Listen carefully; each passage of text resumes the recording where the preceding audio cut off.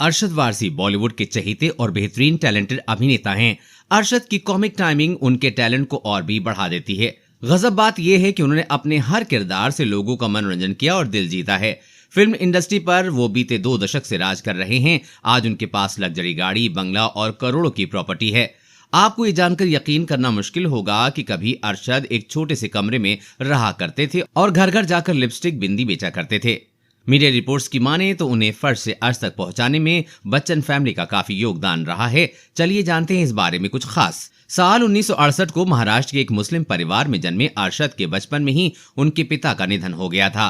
वो जब 14 साल के हुए तो उनकी माँ भी हमेशा के लिए उनका साथ छोड़कर चली गई। वो कच्ची उम्र में ही अनाथ हो गए। माता पिता के निधन के बाद उनका परिवार बिखर गया। आलम तो ये रहा कि जब उनके पेरेंट्स का निधन हुआ तो उनके किराएदारों ने उनके दोनों घरों को हड़प लिया और उन्हें घर से बाहर कर दिया। अरशद वारसी को 10वीं के बाद पढ़ाई छोड़नी पड़ी।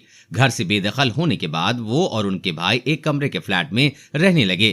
किसी तरह उनका जीवन बसर हुआ करता था। एक बार अपने जीवन के बारे में अरशद ने एक इंटरव्यू में बताया था कि कई दिनों तक वो भूखे रहते थे क्योंकि खाने के लिए पैसे नहीं थे। घर की आर्थिक हालात खराब होने के कारण अरशद वारसी बतौर सेल्समैन एक कॉस्मेटिक कंपनी में जॉब करना शुरू कर दिया। तब वो 17 साल के थे।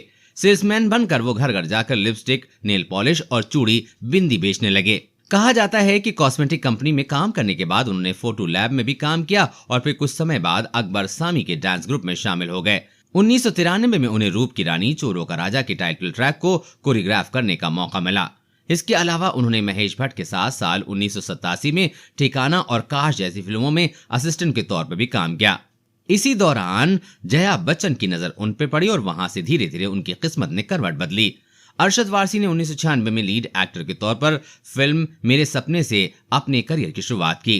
फिल्म बॉक्स ऑफिस पर सफल रही, लेकिन कम ही लोग जानते होंगे कि जया बच्चन ने ये फिल्म अरशद वारसी को ऑफर की थी।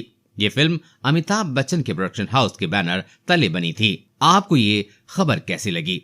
अगर आपको अच्छी लगी है तो इसको शेयर और लाइक जरूर करें और हमारे चैनल को सब्सक्राइब जरूर करें।